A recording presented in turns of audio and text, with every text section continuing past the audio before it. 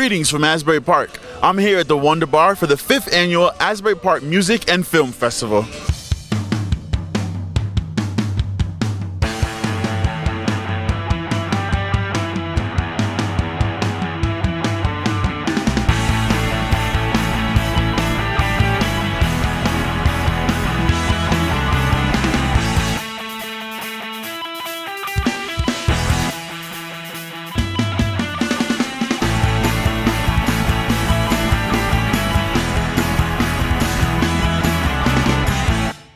I have with me Mr. Tom Bernard, one of the co-founders and chair of the festival. That's true.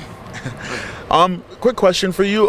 This is the 5th annual festival. Right. So what do you guys do in order to keep it fresh? So what keeps it fresh is waiting to get stuff that's in the moment of the time that's happening. And so everything we have here every year seems to be something that connects to the world around us right now, or it connects to the, just the music scene that's going on, or somebody who's popular, or somebody who's just hit it, or, Danny DeVito. Danny DeVito comes last year. He sells at the Paramount Theater, and he's got like kids going, he's got old people going, he's got the taxi people, he's got the sunny Philadelphia people, he's got the people that have seen his commercials, and it's a diverse crowd. Mm-hmm. Now, Danny DeVito this year might not have been that same moment. And so here we've got David Crosby and Cameron Crowe here. Cameron Crowe's getting ready to do a play on Almost Famous in New York. David Crosby's on tour. He's 77 years old. And this movie is his life story, where he basically, as he said to me when I bought it, I didn't lie in the movie. And I said, yeah, I thought you were going to lie a couple of times. And so that was incredible. How important is the relationship between music and film, and tying that together, as sight and sound are, I believe, two important sensories in communicating art?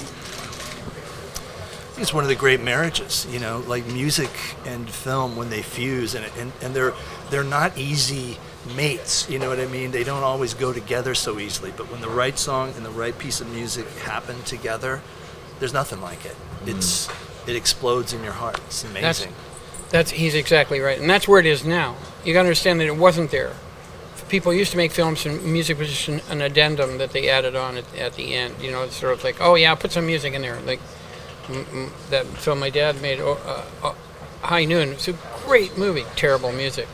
They didn't really realize how much effect the music had. Nowadays, directors like Cameron, they know fully well that music affects the emotion. It sets the emotional context for the scene, drastically.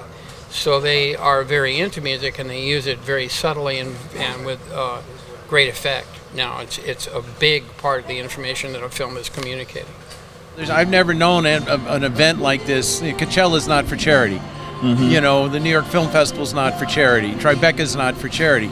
This whole event, everything in it is done to go to charities in the town, to put instruments in kids' hands, to help summer camps, to encourage musicians in the music schools.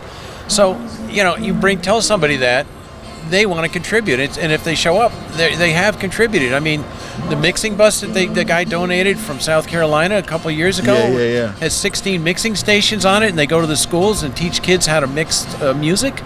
That's like, they did that because of the festival. Mm-hmm. And that bus is going around and we're trying to get another bus. So that was definitely the key, then, you would say, that separates this festival from all the other festivals, is the fact that it's 100% of the proceeds go to charity, going to give it back to the kids, going to help them to make their life different and better. Right.